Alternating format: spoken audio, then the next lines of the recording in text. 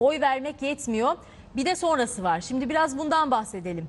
Ekmelettin İhsanoğlu oyunu kullandı ve ardından yaptığı açıklamada bize maalesef seçimle ilgili usulsüzlük ihbarları geliyor dedi. Yasak olmasına rağmen kabine cep telefonuyla giren pusulanın fotoğrafını çekenler var. Şikayette bulunacağız dedi. Şimdi gideceğimiz canlı yayın noktası da aslında bu usulsüzlükleri takip ediyor. Muratcan Bilgincan bizi bekliyor. Nerede Muratcan? Türkiye'de seçimi izleyen Oy ve Ötesi platformunun İstanbul'daki merkezinde. Muratcan, İhsanoğlu'na böyle ihbarlar gidiyor. O noktada var mı böyle şikayetler, ihbarlar?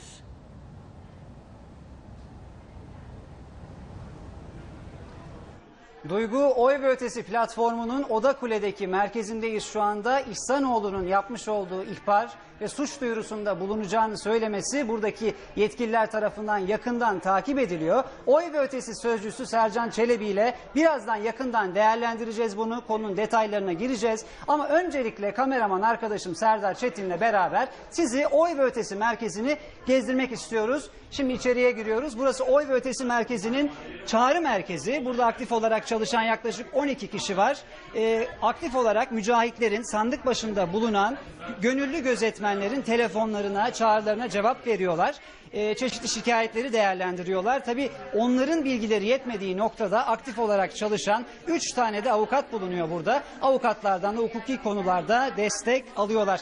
Birazcık Oy ve Ötesi platformundan bahsedelim. 30 Mart yerel seçimleriyle seslerini duyurmuşlardı. O zaman yalnızca İstanbul'da faaliyet gösteriyorlardı ve İstanbul'daki sandıkların yaklaşık %95'i, düzeltiyorum, İstanbul'da kullanılan toplam oyun yaklaşık %95'i Oy ve Ötesi gönüllülerinin bulunduğu sandıklarda kullanılmıştı.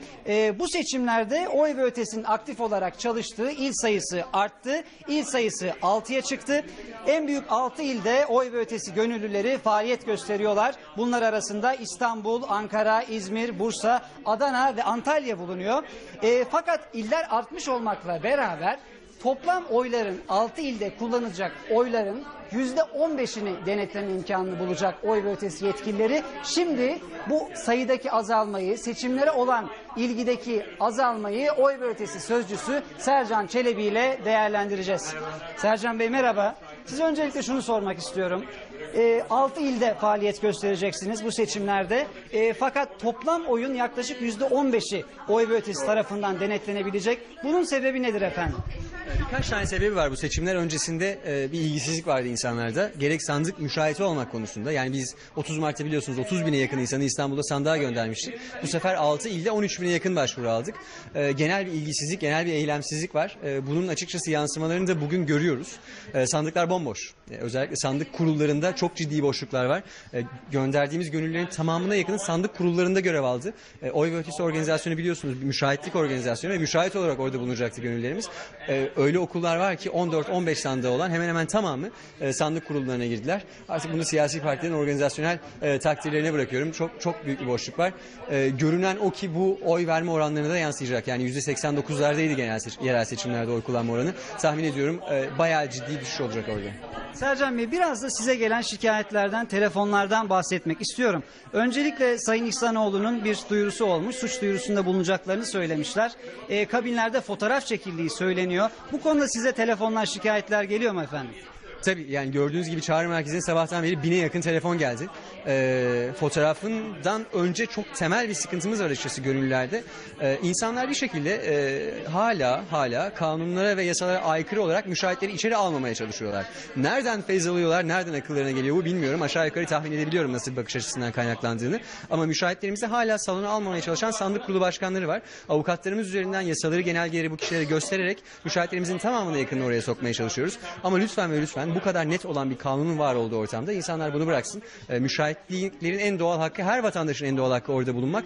Bunun önüne geçmeye çalışmasınlar artık. Bu çok saçma sapan bir durum yani. Bunun dışında buraya gelen temel şikayetlerde evet fotoğraf yani görüntü alınması var. Bunu gören müşahitlerimiz burayı arıyorlar. Ne yapmalıyız diye. Biz de kendilerini ilçe seçim kurullarına yönlendiriyoruz. Çok net itiraz mekanizmaları var burada. Şikayet mekanizmaları, tutanak altına almak, yazılı tutanak altına almak. Bunların hepsini takip ediyor müşahitlerimiz ve gönüllü avukatlarımız. Bunun dışında gelen birkaç tane şikayetin başında hemen şuradan kontrol edeyim. Çetelelerde sorun var. Sandık kurullarına gönderilen çetelerin rakamları yanlış. Yani 50'den 60 atlıyor falan.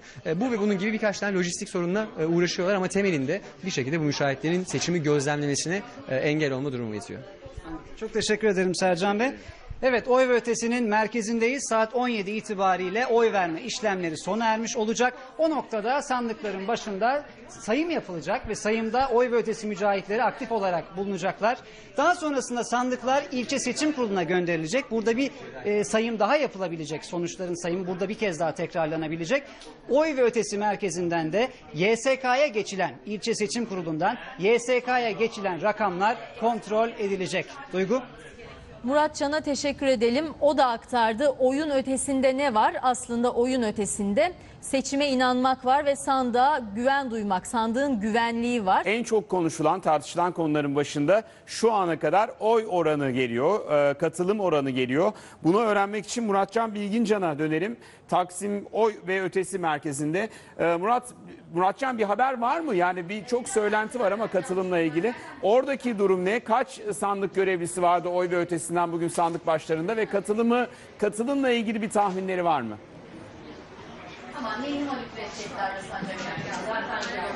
Evet, Cüneyt Özdemir, oy ve ötesinin bu seçimlerde görevli yaklaşık 10.000 gönüllüsü var.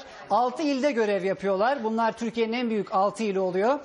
6 ilden gelen tahminlerde şimdiye kadar oy ve ötesi oyların yaklaşık %60'ının kullanılmış olduğu yönünde tahminlerde bulunuyor. Oy ve ötesini kısacık ben tanıtayım, hatırlatayım sizlere. 30 Mart yerel seçimlerinde seslerini duyurmuşlardı. Yalnızca İstanbul'da çalışıyorlardı ve verilen oyların yaklaşık %95'ini denetleme şansları olmuştu. Bu sene söylemiş olduğum gibi 6 ilde görev yapıyorlar. Fakat gönüllü sandık müşahiti sayısında bir azalma oldu. Geçtiğimiz seçimde 27 binken bu sayı 10 bine düştü. 8 operatör ve 3 avukat çalışıyor. Şu an bulunduğumuz oy ve ötesi merkezinde, İstanbul Beyoğlu'ndayız şu anda. Ve gelen şikayetlerin başlıcaları şöyle, birkaç tanesini sıralamak isterim.